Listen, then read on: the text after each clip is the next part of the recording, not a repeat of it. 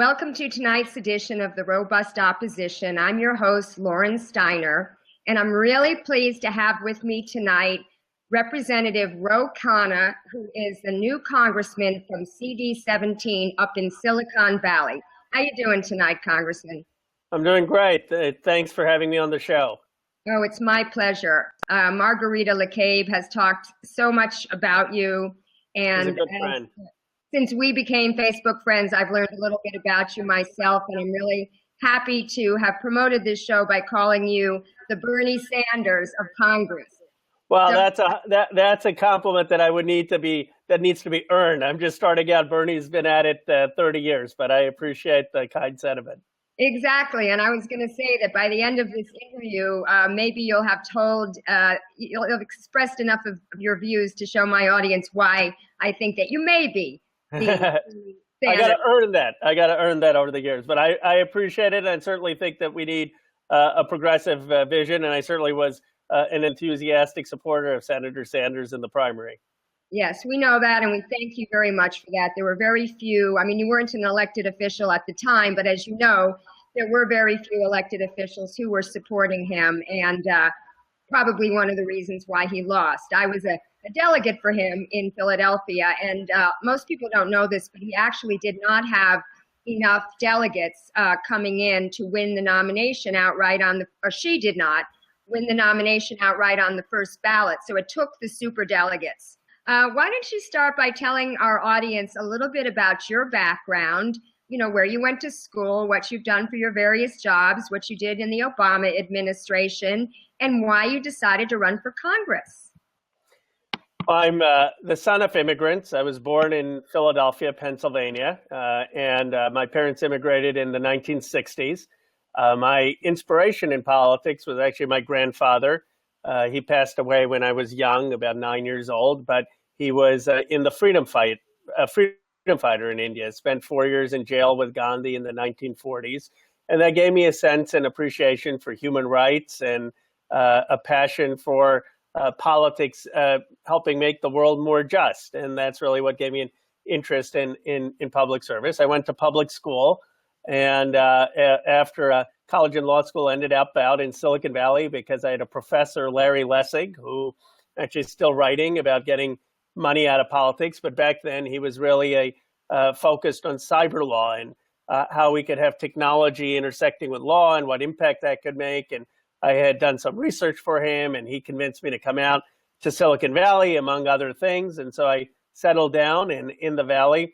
I actually started out running a protest campaign at 27. Tom Lantos had voted for the war in Iraq. And it was a little bit after 2001, after 9/11. It was in 2003, and I was very opposed to the decision to go into Iraq. And I ran one of the first actually anti-war primaries on Iraq in the country. It was a 2-month campaign, but it got the point out, and also opposed to the Patriot Act. And that has been a consistent part of my core, a commitment to civil liberties, civil rights, and a more just American foreign policy, which I'm sure we can go into. After that, I got involved on helping the Democratic Party with shaping their innovation agenda. When President Obama won, I got to go serve in his administration. I was a Deputy Assistant Secretary of Commerce. My job there was helping bring back manufacturing jobs around the country, increasing our exports. I left that job, wrote a book on what I thought we needed to do to bring advanced manufacturing back to the United States, started teaching at Stanford.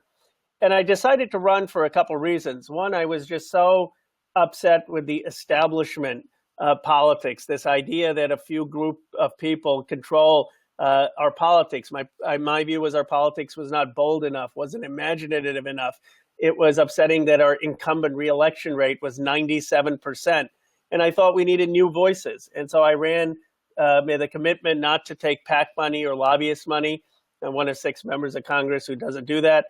I thought we needed more economic ideas on how to deal with the transition from an industrial to a digital economy, the software revolution, what we're going to do to create new jobs. And I didn't think there was enough new thinking about those issues. And I thought it would be important to have new, young, bold aggressive, progressive voices in Congress. And lost my first time, but the second time was successful. Well, that's great. You know, you're talking about working in the Commerce Department, and all I can think about is Penny Pritzker, who was his second Commerce Secretary, basically pushing the TPP across the world. And, you know, you mentioned trying to keep jobs in America. I don't look at Obama like that because I have been fighting the TPP since 2012. And I think that's probably the one good thing that Trump did was he killed the TPP. And, you know, Obama was just pushing that through. Lori Wallach, the head of Public Citizen, wrote an article with Murshad Zaheed from Credo. Yeah, I know. Yeah, and they were basically saying it was probably Obama's tone-deaf pushing of the TPP through the entire 2016 election that cost Hillary the election. What do you think of that? I mean, I know there's a lot of factors, but what do you think about that particular factor? I think it was one of them. I mean, I was opposed to the TPP. I served in the first Commerce Department, so under Gary Locke, and TPP was negotiated well after I had left in 2010. But TPP is just, there are two parts of it. It's actually not even a trade deal. It's a handout of intellectual property rights to pharmaceutical companies who are basically would have profited even more of life-saving drugs. So it doesn't just hurt American workers. It actually hurts a lot of these other countries who would have been deprived of life-saving drugs because of increasing power for pharmaceuticals. And then it created these tribunals that had no jurisdiction in constitutional law or in the law of other sovereign nations. They would have been run by multinationals. So it was something that was tone deaf. And then finally, there was this clear sense that people weren't benefiting from globalization in so many parts of the country.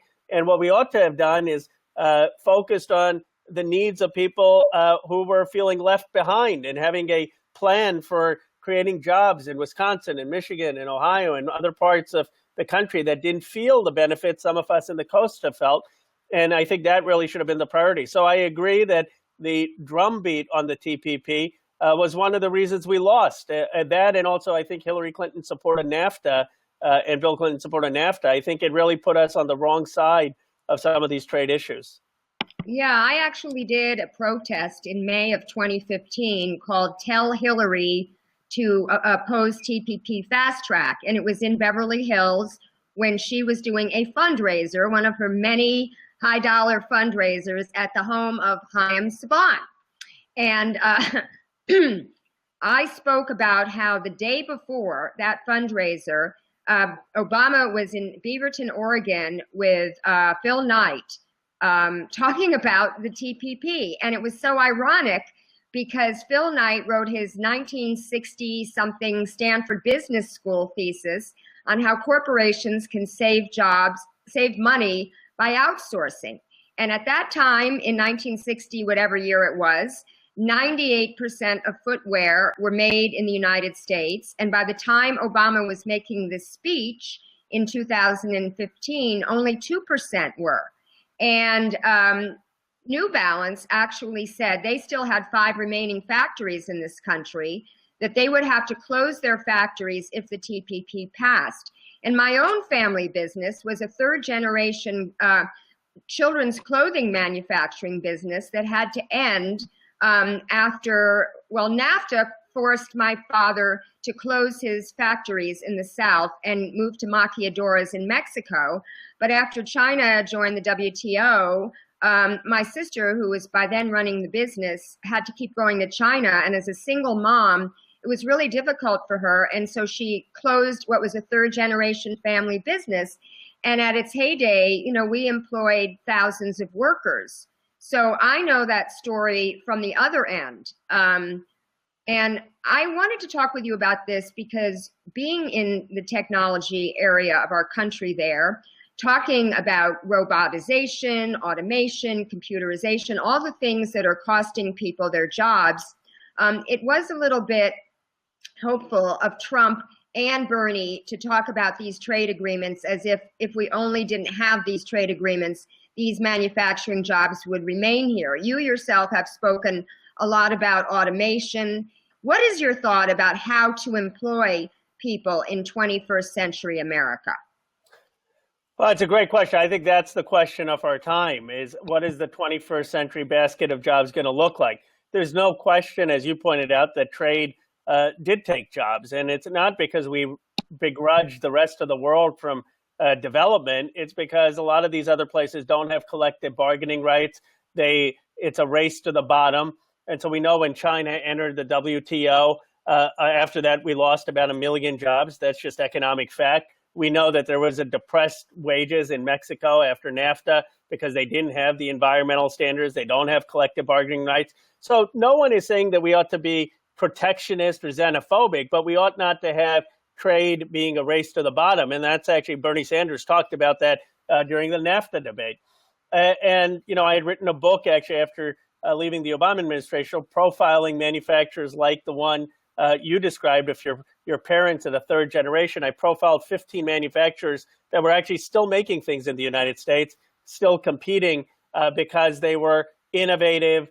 They had niche markets. Vitamix was one of them, making all the Vitamix blenders in Cleveland, and thinking about what are the types of jobs we can keep here in the 21st century. You're absolutely right that automation is going to hurt some of the jobs. It's unclear whether it'll also create jobs. I mean, we don't know but we do know that some jobs are going to be displaced. So what do the 21st century basket of jobs look like? Partly it's understanding and making sure people have skills in advanced manufacturing, being able to manipulate and work the machines that are going to increasingly be automized. Let me give you an example. There's a software company in my district that's going to Michigan that's putting the technology of manufacturers on the cloud. So the manufacturers no longer have to keep their data all on the factory floor. They can all share it and be on the cloud. Well, that's actually going to allow them to be more competitive. That's going to allow them to compete. But it means that people are going to need different skills in the types of jobs they have. And if you ask some of these manufacturers, when you talk to them, they don't talk about robots being the big challenge. They say we don't have enough folks with the skills we need. In part, we need more apprenticeship programs in this country, that not everyone needs a 4-year degree, that they may need a particular credentialing. Two other ideas, and then I'll give it back to you.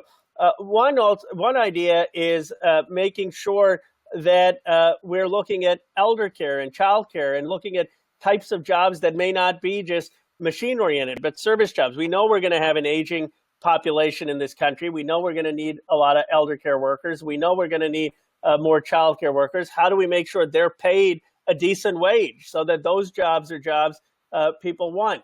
And what else will the 21st century mix of jobs look like? How do we make sure that I was in Appalachia, and even there in the heart of coal country, people were talking about diversifying that economy. They looked at technology as potentially liberating, because in the past, if you were in Paintsville, Kentucky, you could be a coal miner, a nurse, a doctor, or you may have had to leave. Now, with us all being connected like you and I are, Lauren, you can actually work being a blogger or doing other things and still live in Paintsville. So how just the negative of technology, but also the positives of technology. One final idea, if you'll let me. The federal jobs don't all need to be in D.C. We can move a lot of these federal jobs out into the states, into West Virginia, into Kentucky, into Ohio. So this is the conversation we ought to be having in this country. Well, that's a very interesting idea. You know, when you think about retraining people, the first thing that comes to your mind is education. And there's a big push, I know, because my sons graduated high school at the time when everything was STEM, science, technology, engineering, and math. And they wanted everybody to get, take these classes so that they could get these majors in college and then enter these kinds of jobs. They say that there's a dearth of trained people in America, but what I read is that's not really true. They don't want to pay what these people are worth, and therefore they're finding a dearth in people willing to work for pittance, and so they're relying a lot on these HB1 visas, And we know that, immigrants have borne the brunt of the hatred of the right wing for taking American jobs.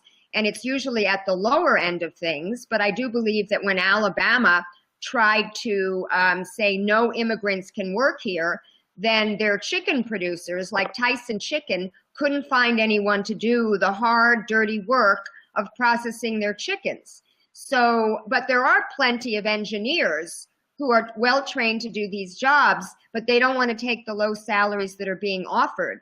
So how do we get these companies to pay a living wage? Well, I'm on a bipartisan bill to reform the H-1B visa program with Senator Durbin, Senator Grassley, and Congressman Brad. And I got to Congress. I said, you're Indian American, you're sort of Silicon Valley, you want to reform H-1B visas? I said, I do, because I've seen the abuse.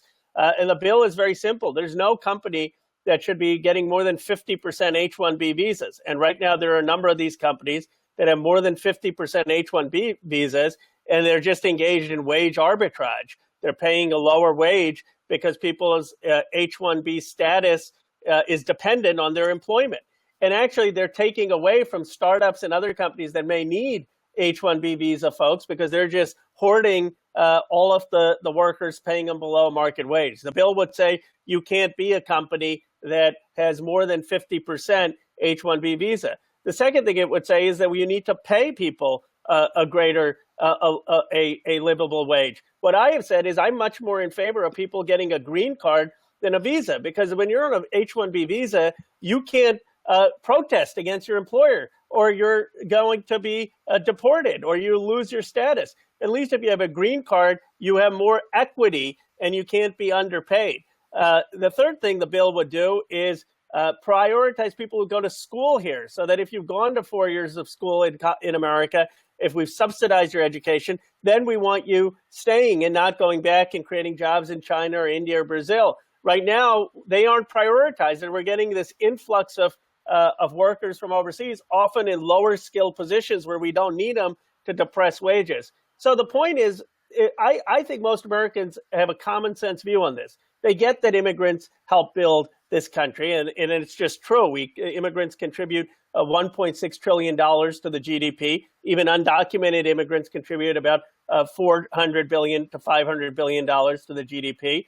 If you look at startups and new companies, almost 50% of them have one person, a founder or in their executive team, as an immigrant. 50% of patents in this country are filed by immigrants. So we need to make the case that a lot of immigrants contribute. And I'm really thrilled that we have Facebook and Google and Apple in the United States instead of having been Chinese companies or Indian companies.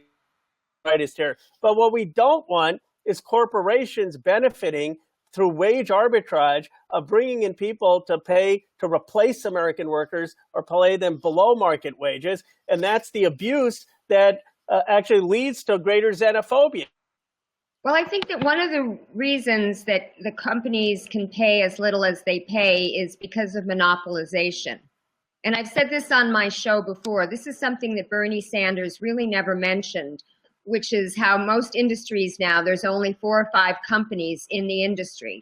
When I was growing up, you had mom and pop stores. There was the local stationery store, the local camera store, the local grocery store, etc. And now there are 5 companies in almost every industry. And when you have monopolization like that, you often have collusion between the CEOs of these companies. Like right now, there is a rare antitrust case being pursued against the airline industry because jet fuel was their biggest cost. And when oil went from $150 a barrel to $45 a barrel, the ticket prices didn't decrease. And that is because the CEOs colluded on raising the prices. And so when you don't have choice, either when the worker doesn't have choice or the consumer doesn't have choice, you don't really have a lot of bargaining power in terms of what, prices and wages. What do you think we should be doing about monopolization? I appreciate you bringing this up. You know who's brilliant on this is Matt Stoller, and he's done an entire essay on how we have not looked at the concentration of economic power and the impact that's having on jobs, on the depression of wages. I am working on forming a monopoly caucus in Congress, but I also did something more. I called for an investigation into a company, TransDigm, that was actually supplying the Defense Department by buying up subsidiaries. Think about this. They're buying up about 20, 30 mom and pop subsidiaries, and then they would jack up the price, allegedly. I mean, they're going to be investigated now. And they would do it because they had a monopolization, and the taxpayers are suffering. Harry Truman built his entire career. The reason he ran for president or became president is because he had a bipartisan caucus to look at the waste, fraud, and abuse and monopolization of the defense industry at a time of World War II. They said it was unfair for monopolies to be making money while Americans were going and dying for our freedom. We need a similar effort now in the Congress. And actually, I partnered with Elizabeth Warren. I'm introducing legislation language into the National Defense Authorization Act to require the GAO to do an audit or a review of the Defense Department's practices to see if we have these monopolies that are providing the Department of Defense with goods and overcharging. And Warren is going to be introducing something similar in the Senate for the Senate version of that bill. But more broadly, we have these concentration in the internet service provider. If I can make one final point, think about this. We invented the internet. We invented a large part of broadband. Why is it that we pay 4 to 5 more times more than the French or Europeans? I mean, it's incomprehensible. When we invented this stuff, they copied us. So we're paying more. It's because there are 4 or 5 internet service providers that have carved up the map. And Ajit Pai, the FCC chair, had a decision. It's appalling. He says Charter, Charter, which is one of the internet service providers, you can provide service, but you can't provide service where Comcast is providing service. It's like you can't compete. They're basically in DC carving up the map of where people can provide service. So these are the things that are so infuriating to the American people. And I think whoever our nominee is in 2020 needs to make monopolization one of the core tenets and really a strong antitrust message. Well, absolutely. And, you talk about the FCC, we're going to have to fight the battle for net neutrality all over again. I was part of that fight back in 2014, and we got 4 million comments to the FCC, which was the most comments they'd ever received on any subject. And now we have to do it all over again. But, I think somebody told me that there's some rule in California where you can't have the local municipality provide the broadband service like they have in Chattanooga, Tennessee. Chattanooga has city-owned broadband, and it's fiber optic, and it's 8 times faster apparently than any private company's broadband service.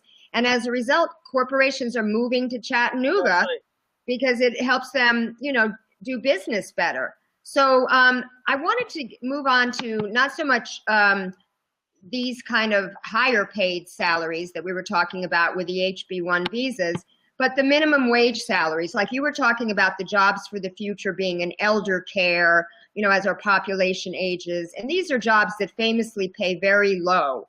And right now, Bernie Sanders is trying to get the national minimum wage up from a ridiculous $7 an hour, $7.25 an hour, which is a poverty wage, to $15 an hour. But $15 an hour, which we have here in Los Angeles, is not going to take effect, I don't think, till 2020, is not really a livable wage in a city like Los Angeles. So this kind of leads me into something that you and I have discussed before, which is called the basic guaranteed income. Which is an idea that I remember out of the Nixon administration, of all things. Daniel Patrick Moynihan brought that idea to him. And it's an idea that the government would give every person about I guess because the poverty level now is $12,000 a year, $12,000 either in terms of an outright cash grant or in terms of an earned income tax credit, just to get them to the poverty level. And of course they would still work because the poverty level is not where anybody wants to be. But so talk a little bit about that. Well, it shows why bold ideas matter, because I remember from reading history, George McGovern actually ran on this in 1972, and he was called crazy for talking about some form of tax credit or a negative income tax. And a few years later, Nixon actually started to adopt it. And so I make that point because when everyone says, oh, Bernie Sanders or the progressive wing are crazy or are out there, it's bold ideas that eventually become mainstream ideas. The ideas have to start somewhere. The idea of a negative income tax was a Milton Friedman idea. It was actually Milton Friedman and James Tobin. And the idea was for people, if you're working, the government actually provides money back to get you to a decent wage. I have proposed in Congress a $1 trillion expansion of the earned income tax credit, which would basically be a doubling, a 20% raise for working families making in the bottom 40%. If you make between $25,000 and $70,000, you're going to get up to a 20% raise. And I've said we have to couple that with an increase in the minimum wage, but this is going to help people earn what they deserve.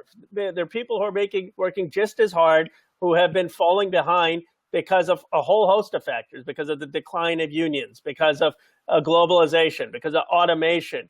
And they're going and they're doing the same jobs and they're not making enough money. At the same time, read these stories of 35-year-olds in my district making billions of dollars because they've invented the next big thing. So obviously they're going to be frustrated at the system. And the least we can do is say, look, if you're working hard, you deserve some of the gains of the technology revolution and what's going on, that you should participate.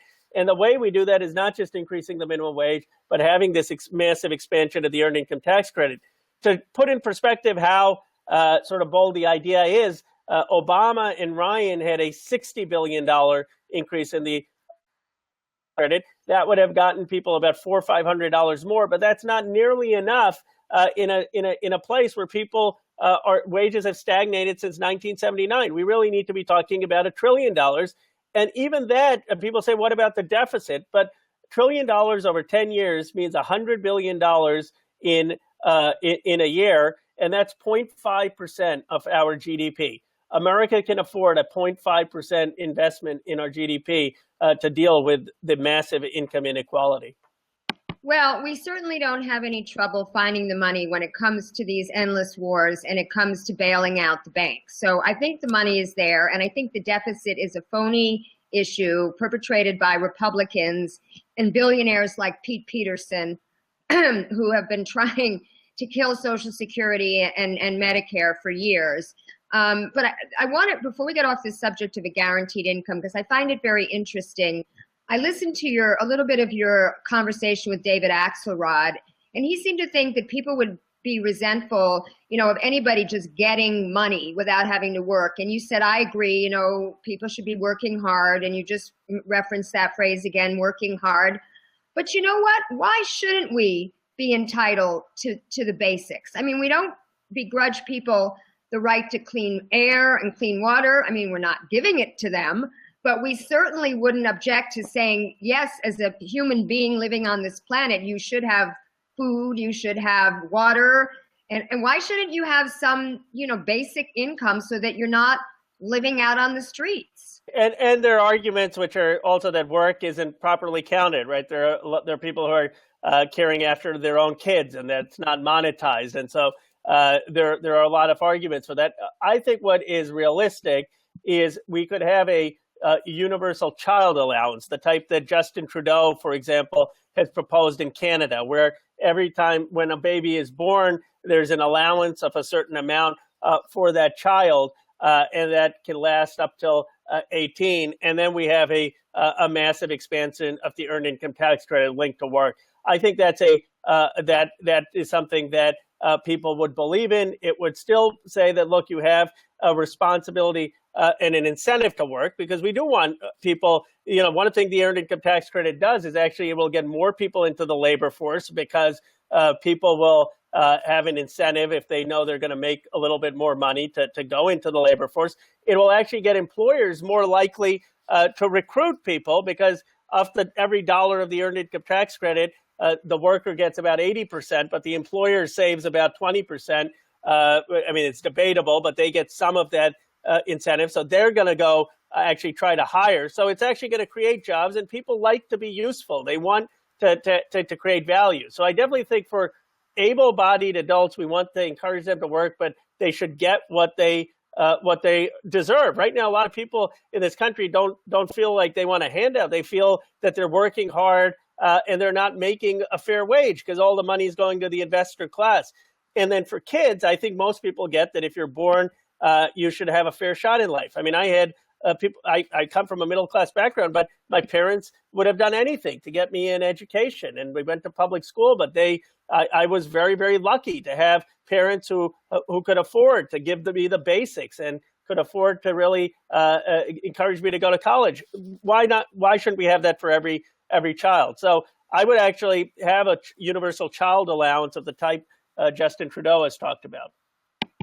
Yes, well, let's get into education, because that's something that we've seen, especially in the state of California, since the early 1980s, just becomes so unaffordable. I mean, that was one of the great things that Pat Brown did, was our public university system, our community college, our Cal States, and then our University of California campuses. And back in the old days, even private university, like when I went to Wesleyan in the second half of the 70s, it was relatively inexpensive compared to what it is now. And one of the reasons they say that higher education has gotten so expensive is because of student loans, because these universities know that they are going to get paid back by hook or by crook. So there's no incentive to keep the tuitions down.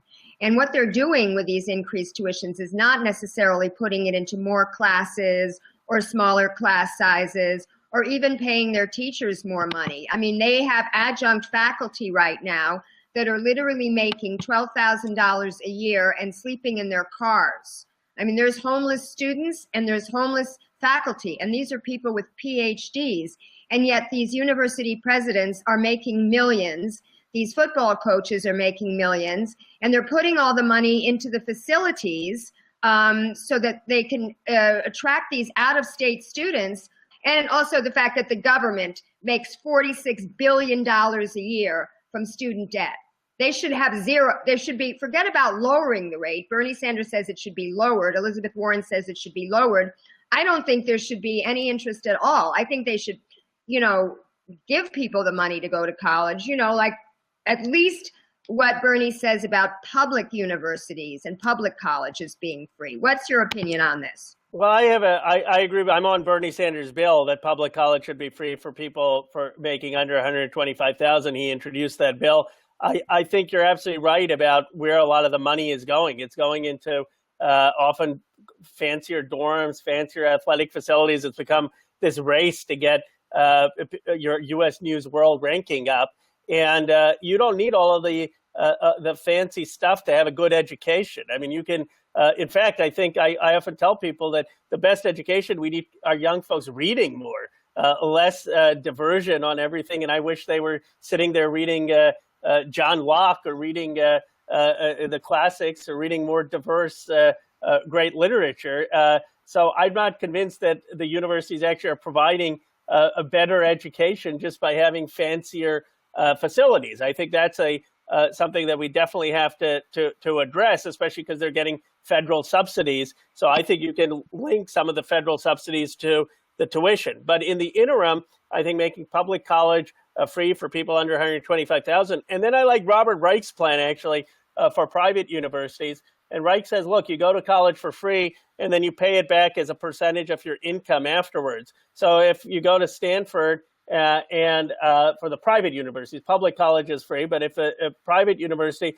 if you go to Stanford and you go and work at Facebook, well, you can pay back a percentage of your Facebook income to this college fund. And if you go and work as a teacher, you pay back a much less percentage. And maybe we can do that for the private universities. But for public college, it's crazy that we're having people graduate with that kind of debt. I graduated with almost $100,000 of debt when I finished up law school. I've been very fortunate, and my wife and I now are in a very good place. But not everyone has the good fortune I did, and you have people still in their 40s with extraordinary debt, and that's just the wrong message to send young people. Yes, and the bankruptcy bill that Hillary Clinton finally signed says that you have to pay, if you have student debt, by the time you hit Social Security, they take it out of your Social Security. Just like they also say, the bankruptcy bill, that you have to pay your credit card bill, your credit card debt, before you pay your child support. So we need to repeal that or fix that or something. I wanted to ask you about charter schools, because that's another issue that I've been fighting. The privatization of public education via charter schools. And everybody's all hung up on, oh, I don't support private charters, of course, for-profit charters, but nonprofit charters are private in the sense that they're privately run. And you look at many of these boards, and they don't even have educators on these boards. They just have investors. And you may not be aware of this, but there's a reason that these hedge fund billionaires are so interested in supporting charter schools, and also people like the Waltons and Bill Gates and Eli Broad. And that is something called the New Markets Tax Credit, which is that if you invest in a charter school in an inner city neighborhood and it's still standing after 7 years, you get a 39% tax credit. So that is money in the bank to these people. I think that thing ought to be repealed also, along with the Charter School Act, because it has basically caused the resegregation of schools. You have more segregation now than you did before Brown versus the Board of Education. And John Rogers here at UCLA has done a lot of scholarship on that, saying that charter schools is one of the reasons. When the student leaves the public school to go to the charter school, the money follows. And then they cream the students. So if there's a special ed student, they send him back to the public school. But if it happens after a certain date, the charter school keeps the money. So ultimately, if this trend continues, and we also have Prop 39 in California, which is co-location. And they say if there's any empty classrooms, a charter school can co-locate on your campus. But they count a broom closet, or a classroom where the teacher's grading papers afterwards, or the cafeteria when they're not having lunch, as empty classrooms. And then they have to offer space to that charter school, and you have a situation on one campus where it is literally separate but unequal. So what is your position on charter schools, and what do you think you can do about that on a federal level, knowing that Betsy DeVos, who is the worst on all these issues, is our new Secretary of Education? Well, I share a lot of your sentiments. I mean, first of all, 90% of kids in this country go to public school. So this idea that we can improve education for many people by supporting private schools or vouchers or charter schools is just not true. Most people are like me. They go to public school. And here's what I never understand. People say it's not about the money. But if you go into areas that are affluent, they tend to have good schools. If you go into areas that are not affluent, they tend to have poor schools, bad schools. So obviously a lot of it is about the money. I mean, if we had a situation where going into school in Palo Alto had bad schools, but going into inner city Oakland had good schools, then we could argue, well, it's not money. But why is it that almost all our best schools happen to be correlated with the highest tax revenue tax bases? And this is where John Savage wrote a brilliant book. It's about 15 years old, about I think it was Savage Inequality, and talking about just our lack of commitment to funding. I mean, that's the first issue. I think you're absolutely right that the other problem with charter schools is there has to be some common. The reason public schools are important is there's a common sense of what we teach people in public school, a common sense of citizenship, of American history, of our values, of women's rights movement, civil rights movement, the Declaration of Independence, the Constitution. And you can't just have these magnet schools that don't teach anything about citizenship, that don't teach anything, that there isn't a common language. The public school provides that common language, and it's so important to community. I am open to, within a public school system, and you see this in my area, you have Krista McAuliffe and Alternative School, where they encourage parental involvement. They're less standardized test-based. They're more a 21st century learning model where students initiate projects. I'm open to having that kind of creativity in alternative schools within a public school system that can test things and allow for a competition within a school district to have the best ideas. But what you don't need is to move outside the public school system. because you can have the same thing within public school systems, and the benefits of what these folks want on the charter movement without having the private charter or nonprofit charters outside public school systems. Yes, and that's exactly true, because my son went to one of those schools. It was called Westwood Charter, and it was a publicly funded, publicly run charter. It was under the auspices of the Los Angeles Unified School District, but the principal and the teachers were able to have some control over the curriculum and the teaching methods. And there's also a concept called a pilot school. And actually, the co-location that I was fighting a few years ago at Venice High School, the teachers and the principal had come up with a social justice pilot school, which would have been so awesome, but they had to drop that idea because Westchester Charter wanted to co-locate there, and they have priority because of this Prop 39. But there's just two more issues that I wanted to discuss, and that was healthcare and housing. Let's start with healthcare first. I was really thrilled to see you on the floor of the Congress talking about how Trump care should be Medicare for all, because that's how I'm thinking. I'm thinking with this guy, you got to appeal to his ego, and if you really think it was his idea, maybe he'll adopt it. There's even a meme that I tweeted to him that has all the elements of single payer, and on the top it says Trump care. So what is your thinking about single payer? Bernie Sanders tweeted last week, we have to save the ACA now, do single payer later. And I wrote an article that I handed to him and Jane yesterday. I saw him at a function, and it was called Dear Bernie and Jane. And one of the things I said in there was, no, we don't save the ACA. That's a Republican program, cooked up by the Heritage Foundation that forces millions of people to buy a private product that they can't afford to use. Well, I'm on the John Conyers bill of a single payer. And as you pointed out, Trump in 2000 in his book wrote that the Canadian healthcare system is better than our system, that people live longer, that there are lower costs, and that it's a healthier society. And then just a few days ago, he praised the Australian system as better than our system. So Trump, the only way you get to Trump's promise of lower costs and more coverage and better benefits is a single payer system. And Conyers' bill does that. Sanders is, I know, going to introduce something in the Senate. This is what we need to rally folks around. Here's my frustration. We don't even have yet a majority of Democrats in the Congress on Conyers' single payer bill. Now you do. We got 32 new Congress members supporting it in 32 days over the recess.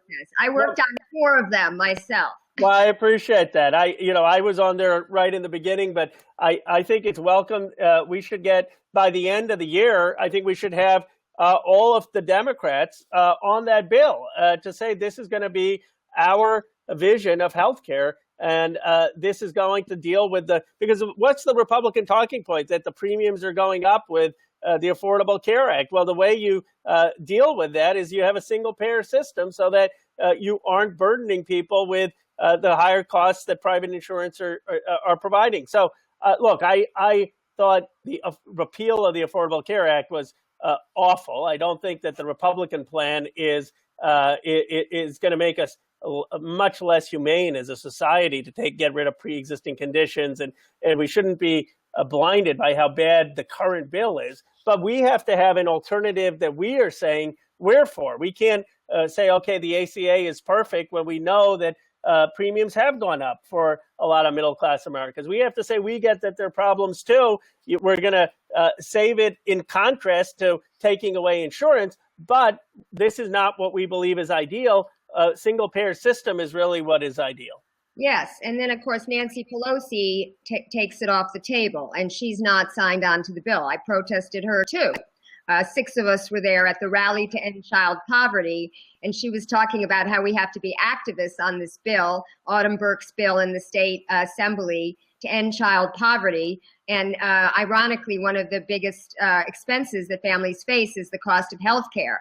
So we were, anytime they mentioned the ACA or health care, we shouted out single payer now. We didn't want to disrupt, what was a good rally. But she looked at us and sort of dismissed us by saying some people will have their complaints. So basically, she called advocates of single payer complainants, and we weren't too happy about that. But I wanted to talk to you about affordable housing because it's a big problem in your area, San Francisco, and it's a big problem down here in Los Angeles. I actually supported this Measure S, which would have put a moratorium on all new development in Los Angeles, not just because of the traffic and the parking problems that it causes, but because of the fact that it's not helping with affordable housing. You know, the definition of insanity is doing the same thing over and over and expecting a different result. This public-private partnership where we tell developers, okay, you're going to have a certain percentage of units that have to be affordable hasn't worked. Number one, they're not enough units. Number two, they're not affordable for people making minimum wage. And number three, they could get out of the requirement simply by putting money into a slush fund, you know, at some sort of affordable housing fund that never gets used somehow for housing. So what this moratorium would have done is it would have forced the city to use the 9,000 parcels of land that it owns, much of it zoned for residential, to create true public housing, which they used to have back in the day. And this is another thing about neoliberalism. It's saying that the private sector can do everything better, but it can't. It can't do healthcare better. It can't do housing better. I mean, it's not even doing broadband better. And worse, it gives incentives to make a problem worse, such as private prisons, incentivizes mass incarceration. What do we do about housing? I mean, should that be considered a human right? I don't remember if it was in FDR's second Bill of Rights or not. I don't remember either. I assume it was, but absolutely people should have access to basic housing. It's a huge issue in my district because my district, the cost of housing is astronomical. I mean, in Sunnyvale, you can't get a one-bedroom apartment for less than $3,000 a month, and you're having people who are teachers and seniors, a lot of seniors who can't afford basic housing. Some of the seniors can't afford to sell their houses because they would like to sell their home and then take that money and use it to live, but they don't have any alternative because they can't. There's no senior housing. So I believe we need to do two things. One is a jobs issue. We need to make sure that the good jobs in this country aren't just concentrated in 300 metropolitan areas, which is what Enrico Moretti's book shows, and all the concentration and the clustering effects. More and more people are putting jobs in Cupertino, where the ratio is, I think, 1.5 jobs to one resident. And in other parts of the state, in other parts of the country, the ratio is 0.4 jobs or 0.5 or 0.7 jobs to residents. We have to really think about the geographical divide in this country, that all the jobs can't be clustered in certain regions. And what are we doing to get the jobs opportunities in other parts of the country? Because this idea that people are just going to move defies logic. I went to Paintsville, Kentucky, and it's a beautiful region, of one of the most beautiful areas in the country. I guarantee you there's no one from Silicon Valley who wants to move to Paintsville. So why is it that people in Silicon Valley think that people from Paintsville would want to move to Silicon Valley? People like their communities. They like where they are. They're proud of it. They have an affection for it. They like they're rooted there. And we have to figure out how do we have more even job creation. Well, there's just no opportunities in these other parts of the country, as you're talking about, and they are beautiful parts of the country. Now, you had your town hall today. What were people talking to you about there in Santa Clara? You know, I was pleasantly surprised about how many people are concerned about war and our interventions and how that's made us less safe. It's one of the things that I think the Democratic Party needs to be so much clearer on. We need to be the party that says foreign interventions have made us less safe and have violated our values. You know, the irony is who the most eloquent voice on this is right now in the Congress is Rand Paul. He's not even and Bernie, of course, but they're not, the Democrats aren't speaking out clearly against the invasion in Syria. I beg to differ with you. Tulsi Gabbard has been speaking. Tulsi is. But Tulsi is not she is not, she's one person. I mean, I'm saying the leadership. I mean, Tulsi, of course, has been speaking out against Syria. But you look at Yemen, we have were funding Saudi Arabia to bomb the Houthis in Yemen. And the reason Saudi Arabia is fighting the Houthis is Houthis are aligned with Iran. So basically, we're funding the Saudi Arabia's proxy war in Iran. Well, guess what? There's 17 million Yemenis who are in famine, and they see those bombs coming down not as Saudi bombs, but as U.S. bombs. And here the Congress has never even had a voice on whether we ought to be doing that. And most Americans don't know we're doing that. And yet we're creating an entire generation of hate. And by the way, the Saudis in Yemen are aligned with Al-Qaeda in the fight against Iran. Al-Qaeda, which has claimed, the Al-Qaeda in Yemen has claimed credit for the underwear bomber and for the attacks on our synagogues in Chicago. And yet we're funding Saudi Arabia in the war in Yemen. And so this is what makes no sense. North Korea, same thing. From 1994 to 2002, we had a situation where Bill Clinton had actually negotiated with the leader at that time to buy up the missiles and intermediate missiles. And they were going to have a agreement with the United States. Now we have to be mindful of the history we've had with Korea. Yes, North Korea invaded the 38th parallel, and the war was their mistake. But we carpet bombed North Korea in 1950 to 1953. 20% of civilians were killed in that war. Douglas MacArthur was talking about dropping 30 to 50 atomic bombs on North Korea. It's come out, so they remember that history. That's visceral for them. Obviously, we have to transcend that, and that's what Bill Clinton, it's one of his big foreign policy achievements, I thought, had done. He went and he negotiated this new understanding in North Korea, and they were ready to give us, to sell us their weapons and be normalized. And then George W. Bush comes and calls North Korea part of the axis of evil. And it was incomprehensible. He said Iraq, Iran, and North Korea. North Korea, it had absolutely nothing to do with the attacks on 9/11. Not a single thing. How they put them into the axis of evil was mind-boggling. And guess what happens? We get away from the agreements that Clinton was negotiating. We renege on that. Well, now North Korea has 15,000 nuclear places where they store nuclear weapons. A military strike simply is impossible. You're not going to destroy 15,000 nuclear facilities. They have an army of 200,000 people. We know what we need to do is direct talks with North Korea, like the Clinton administration initiated, and we have to be articulating a view of diplomacy.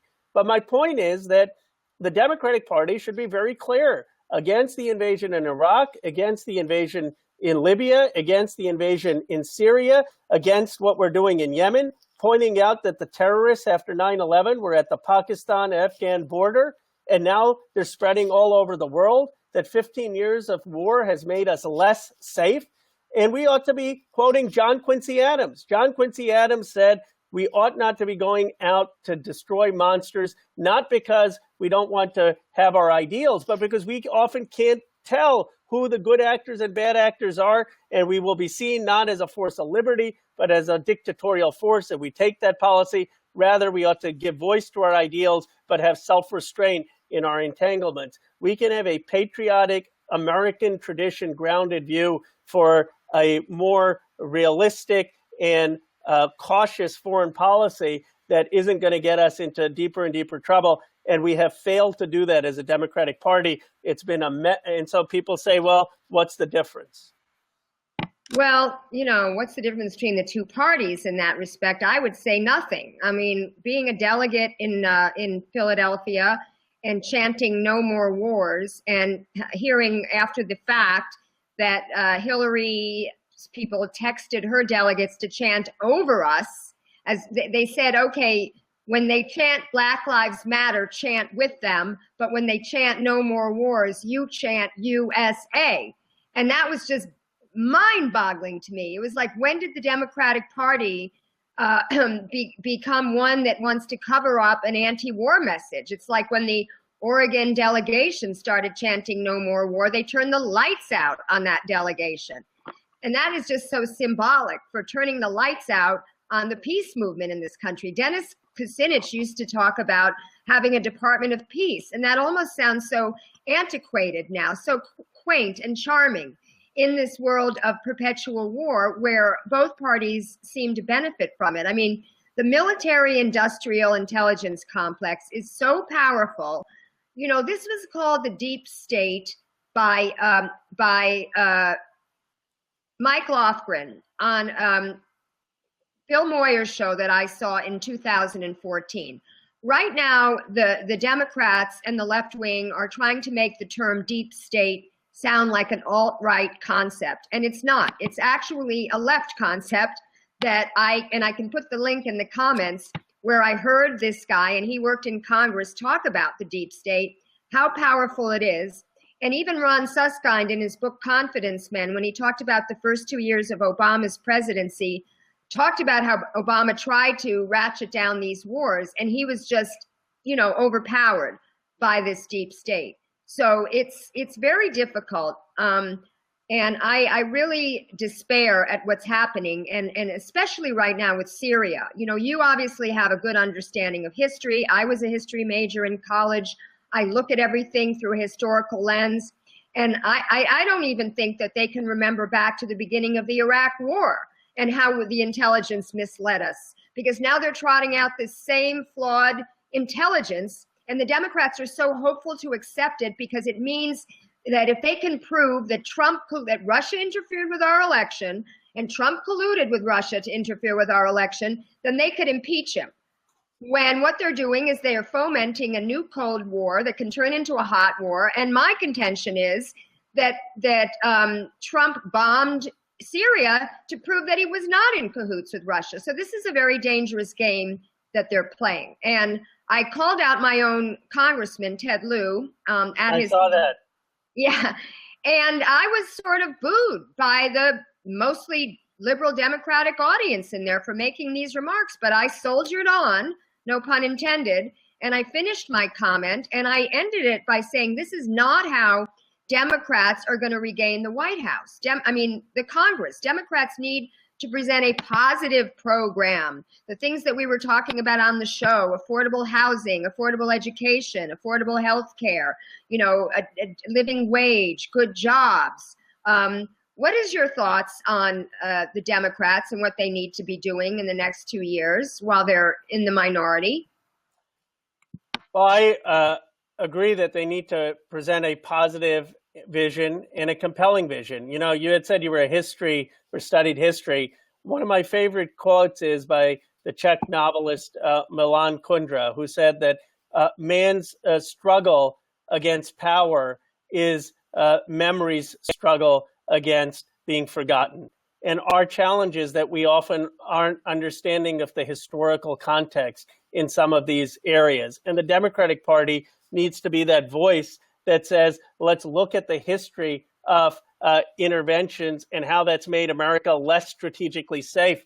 The advantage we have actually about the peace movement is this is not just idealistic. There are a lot of scholars, realist scholars, who say that it's in America's strategic national interest to have greater restraint in our foreign policy, and that the neocon and neoliberal vision of the use of force overseas has made us far less safe and led to a far more killing. And so I think that there is a real role for a progressive democratic foreign policy. I also think that while I supported the call for looking at an investigation into any interference in our elections, whoever that is, because obviously that should take place, that can't be 80% of what we talk about. That has to be, okay, we're calling for an investigation, but what is our positive vision? What is, we're not going to win an election by just looking for the flaws of someone else. That's one of the reasons Hillary Clinton lost. There's polling showing that when she was talking, when she had adopted a lot of Bernie Sanders' messaging on public college and the economy being rigged, and had this actually fairly progressive by the end of it agenda, she was winning. And then the last 3 weeks, she started just attacking Donald Trump, and her numbers started to fall. And it seems like we're making the same exact mistake. What we ought to be doing is saying, look, we heard you. We heard you folks in so many parts of this country that you're upset, that you think the system is rigged, that you think that there are not good jobs and good wages in many parts of this country, and that there's been a failure of the governing class. And that's all of us. And we all bear responsibility. So what we're going to do is self-reflect, think about how we're going to have a positive vision on jobs, on wages, on healthcare, that we're going to convince to earn your trust that we can make your lives better. That is the vision. I think the Democrats can have a very simple message. People say, oh, it's so complex, and that Republicans have a simple message of less government, less taxes. I think our message has to be good jobs, better wages. We're a party that's going to actually create jobs and better wages. And there's a real philosophical difference, to your point, because the Republicans have been obsessed with deficits. They've been obsessed with cutting taxes, cutting government, because they're concerned about deficits. Well, if you read even Milton Friedman, there's only one reason deficits matter, and that is hyperinflation. They're the only reason you care. There are two goals to economic policy: price stability and jobs. Well, the CBO and every estimate says that 10 years out, we're going to have 2% inflation. The problem in this country right now is not hyperinflation. The problem isn't that people can't go and get cheap clothing or cheap food. The problem is they don't have good wages. They don't have good jobs. So our economic policy needs to shift. Instead of a focus on dealing with the hypothetical of hyperinflation, which we're not in any place near. And people keep citing Greece, which is ridiculous, because Greece's problem was not deficit spending. It was that they switched currencies. No one is going to be defaulting on the U.S. currency. We have the largest foreign direct investment. We've got a 2% projected inflation. What we ought to be doing is making the economic argument of how we're going to create jobs and how we're going to create wages, and why Donald Trump's policies aren't doing that. And stop dealing with all the personal stuff. Make the argument. People vote for ideas that move them. And I'll tell you one of the things about Bernie Sanders. He was in Brooklyn, near where he grew up. And most politicians, including me probably, would start out by saying, it's so great to be back here. And I have fond memories of this place, and call out a few people. And Bernie Sanders didn't do any of that. He started with income inequality is our greatest moral challenge, right? People are hungry for not the fluff, but the substance. You can't just go onto the floor and tear up about a story of someone who was denied health insurance and then not be on Medicare for all. Right. Where do you stand?